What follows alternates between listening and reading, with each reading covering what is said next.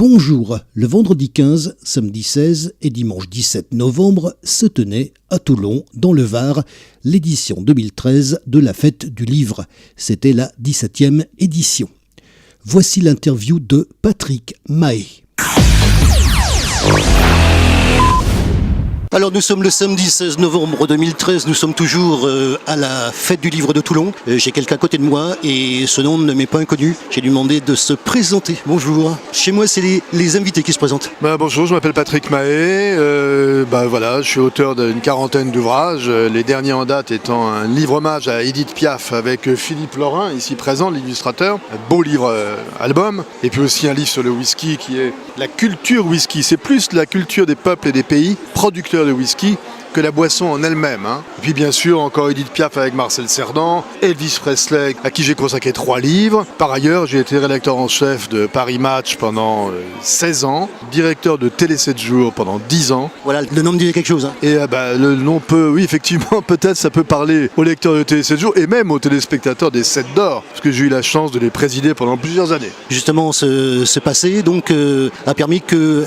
Alors les livres, ça date de quand en fait ? J'en ai toujours fait des livres, depuis 1975 je dirais. Le premier livre, j'étais à l'époque journaliste à France Ce Soir, c'était un livre sur la vie des Français, qui s'appelait « Les Français sont comme ça ». C'était un reportage qui s'appuyait sur un sondage de l'IFOP, et c'était mon premier livre. Mais j'en ai fait beaucoup d'autres, dans tous les domaines. Du sport, avec Éric Cantona par exemple, avec les Verts de Saint-Étienne, du sport. J'ai fait Les Indiens d'Amazonie, avec Raoni, l'homme qui était venu avec Sting par exemple, il y a maintenant 22-23 ans. J'en ai fait pas mal de ce genre-là. J'ai fait 2 romans, 3 livres consacrés au monde du rock'n'roll, dont un roman qui s'appelle Memphis Blues, un roman sur une aventure militaire au 19e siècle au Mexique, avec des Irlandais qui s'appellent Les Oies Sauvages meurent à Mexico.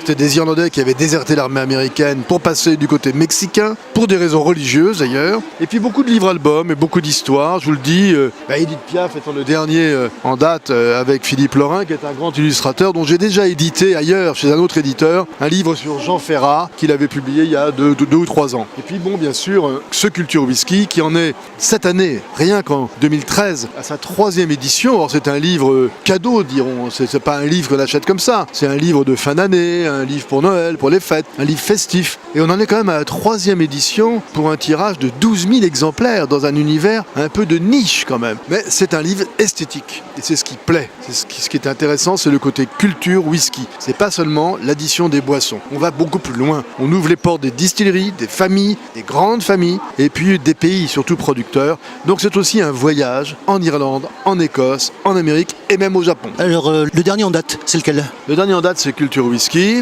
Simultanément avec Édith Piaf, Un chant d'amour. Culture Whisky est sorti en octobre et Édith Piaf est sorti en octobre à l'occasion des 50 ans de la mort d'Édith Piaf qui est partie le 10 octobre 63. Alors quand on voit les livres justement on parle bien évidemment du contenu mais bien évidemment la couverture parle, surtout quand on voit une couverture de cette qualité, c'est quand même pas n'importe quoi. À chaque fois la couverture c'est une porte d'entrée. Moi qui ai beaucoup travaillé dans la presse, comme vous le disiez vous-même, je sais ce que c'est que l'effet couverture. Quand j'étais à Paris Match par exemple, pour nous la couverture c'était vital. Et le reste c'était le stock de la boutique, ce qu'on avait derrière à offrir. Mais il fallait tout de suite donner aux gens l'envie de forcer la porte. Et la couverture, et pour ça, c'est ou bien une illustration telle que celle de Philippe Laurin pour Édith Piaf, ou bien une photo insolite telle que celle d'un bar à Tokyo, un bar de nuit à Tokyo, par un photographe qui d'ailleurs a fait les photos de tous les pays visités. Écosse, Irlande, Amérique, Japon, c'est le même photographe qui est allé partout. C'est une des spécificités du livre d'ailleurs, car c'est pas courant par les temps qui courent. Très bien, écoutez, je suis ravi de vous rencontrer parce que quand j'arrive à la Fête du Livre, je fais généralement un petit tour, je regarde les noms et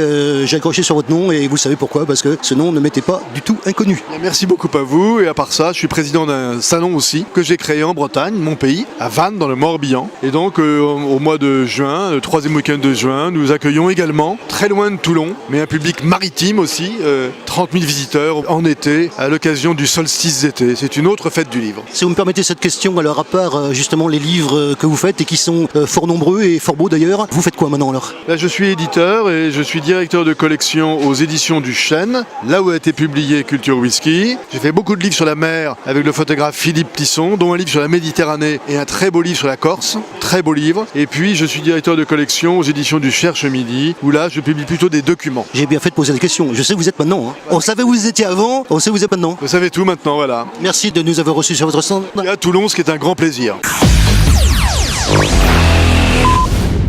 Les conditions d'enregistrement durant la fête du livre sont spéciales.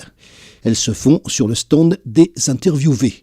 La durée des interviews est donc proportionnelle au temps que l'interviewé a à nous consacrer entre 2 séances de signature de ses ouvrages auprès de ses lecteurs. Cela donne donc au final des durées de sujets fort différentes.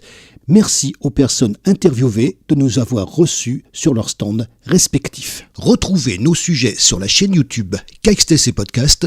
Vous pouvez retrouver également nos informations sur la page Facebook KXTC Podcast ainsi que sur Twitter. Je vous souhaite une excellente matinée et je vous retrouve très vite sur un prochain reportage pour KXTC Podcast.